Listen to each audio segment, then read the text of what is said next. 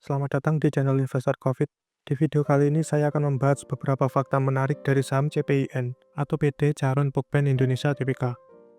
Apa saja fakta menariknya? Simak video pembahasan ini sampai selesai. Disclaimer dulu, video ini bukan untuk ajakan jual maupun beli suatu saham, dan data yang ditampilkan berdasarkan data terbaru pada 1 Mei 2025.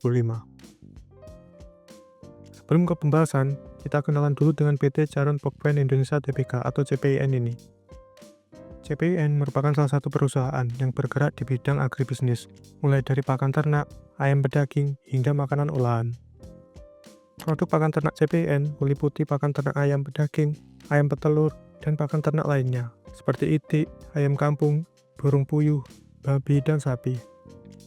Untuk produk ayam pedaging, selain membudidayakan sendiri, CPIN juga bekerjasama dengan peternak ayam plasma, yang merupakan pemilik lahan dan kandang ayam. Sedangkan produk makanan olahan CPIN memiliki merek yang sudah terkenal seperti Golden Vista, Charm, OK, Okumo, dan Asimo.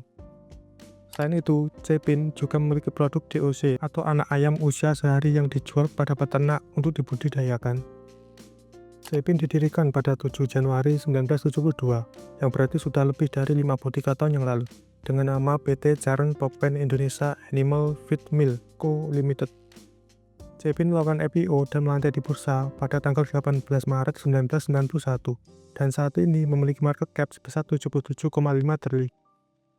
Kemudian mengenai pemegang sahamnya, pengendali CPIN adalah PT Charon Pokpen Indonesia Group dengan kepemilikan 55,53%. Perusahaan tersebut dimiliki oleh keluarga Jahara Fanon. Dan pemegang saham lainnya adalah UBS AG Singapura 5,95%, dan masyarakat atau publik 38,52%. Fakta menarik yang pertama adalah CPIN merupakan market leader di bisnisnya. Pada dokumen Public Expose CPIN 2025, tertulis bahwa mereka merupakan market leader dan produsen terbesar di Indonesia untuk setiap segmen usaha, yakni pakan ternak, DOC, ayam pedaging, dan makanan olahan. Fasilitas produksi serta jaringan distribusinya juga telah tersebar di seluruh wilayah Indonesia.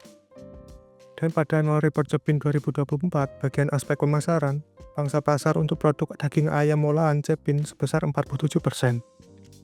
Ada yang tahu berapa persentase pangsa pasar untuk setiap segmen usaha CPIN? Kalau ada, silahkan tulis di kolom komentar. Kemudian fakta menarik yang kedua adalah CPIN memiliki lini bisnis dari hulu ke hilir. Model bisnis CPIN ini mencakup dari hulu ke hilir, mulai dari bahan pakan ternak seperti jagung, kacang kedelai, dan bahan lainnya yang didapat dari kemitraan petani. Bahan tersebut diolah menjadi pakan ternak di pabrik CPIN. Kemudian, CPIN juga membudidayakan ayam pedaging dan petelur, serta bekerja sama dengan kemitraan peternak ayam pedaging, yang bibit anak ayam dan pakan ternaknya dipasok oleh CPIN. Kemudian, ayam pedaging yang sudah dewasa bisa langsung didistribusikan ke konsumen untuk daging ayamnya, atau diolah di pabrik pengolahan CPIN untuk menjadi produk makanan olahan. Dan produk makanan olahan tersebut didistribusikan ke konsumen akhir melalui toko retail dan kemitraan reseller. Kemudian fakta menarik yang ketiga adalah pendapatan CPIN bertumbuh tiap tahunnya. Dapat dilihat, dalam 10 tahun terakhir sejak tahun buku 2015 sampai sekarang, pendapatan CPIN terlihat bertumbuh. Cuma di tahun 2020 saja CPIN sempat mengalami penurunan pendapatan dikarenakan COVID saat itu. Setelah itu, pendapatan CPIN meningkat lagi. Dan di tahun buku 2024 saat ini, pendapatan CPIN merupakan pendapatan tertingginya. Jika kita hitung kenaikannya dari tahun buku 2015 sampai 2024 saat ini, maka CAGR pendapatan CPIN sebesar 9,38%. Kemudian fakta menarik yang keempat adalah mayoritas pendapatan atau penjualan CPIN sebesar 52% berasal dari segmen usaha ayam pedaging. Total penjualan neto CPIN kuartal 4 2024 sebesar 67,4 triliun. Dan dari 67,4 triliun tersebut, sebesar 25,3 triliun atau 52,34% berasal dari segmen usaha ayam pedaging. Penjualan tersebut naik 3,5 triliun atau 11,30%. Kemudian penjualan terbesar kedua CPIN adalah penjualan pakan, sebesar 16,4 triliun atau 24,37% dari total penjualan. Penjualan tersebut turun 75,7 miliar atau 0,46%. Ketiga, penjualan dari ayam olahan sebesar 11,9 triliun atau 17,70% dari total penjualan. Penjualan tersebut naik 1,9 triliun atau 19,31%. Keempat, penjualan dari anak ayam usia sehari sebesar 2,5 triliun atau 3,71% dari total penjualan. Penjualan tersebut naik 681 miliar atau 37,39%. Dan yang kelima, penjualan dari lain-lain sebesar 1,2 triliun atau 1,88% dari total penjualan. Penjualan tersebut turun 263 miliar atau 17,23%. Kemudian fakta menarik yang kelima adalah selain menjadi market leader di Indonesia, Cepin juga telah mengekspor produknya ke luar negeri. Pada catatan kaki nomor 36 mengenai informasi segmen, ternyata Cepin juga mengekspor produknya ke luar negeri. Akan tetapi penjualan yang didapat tidak banyak, cuma 234 miliar atau 0,34% dari total penjualan Cepin yang belum dieliminasi. Penjualan ke luar negeri tersebut naik 154 miliar atau 191% dibandingkan tahun sebelumnya yang cuma sebesar 80,5 miliar. Kemudian fakta menarik yang keenam adalah Cepin rutin bagi dividen setiap tahunnya.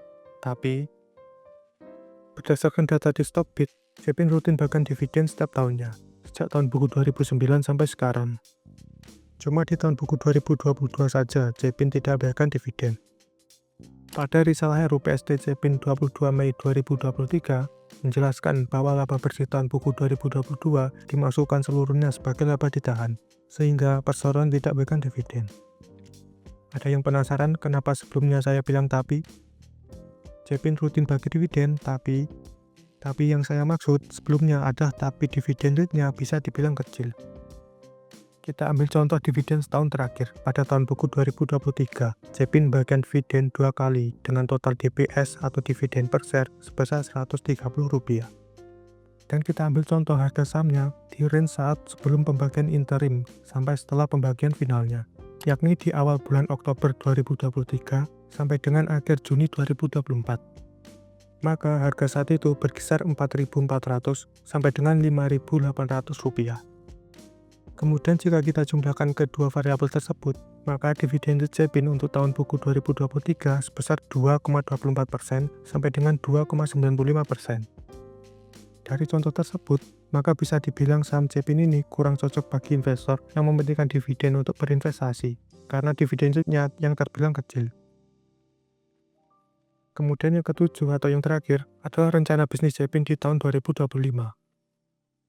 Pada dokumen Public Expose Cepin 2025, memaparkan juga rencana bisnis untuk tahun 2025 yang meliputi rencana yang pertama adalah Cepin tetap fokus pada kegiatan usaha utama. Kedua, Cepin akan melakukan pembangunan pabrik pakan ternak di Sulawesi Selatan untuk menambah kapasitas produksi dan memperluas jaringan pemasaran di kawasan Indonesia Timur. Dan yang ketiga, Cepin akan melakukan pembangunan kandang untuk parent stock di lokasi peternakan ayam yang sudah ada untuk menambah kapasitas produksi di OC. Jadi bagaimana menurut pendapat kalian mengenai saham Cepin atau PT Caron Pokpen Indonesia Tbk ini?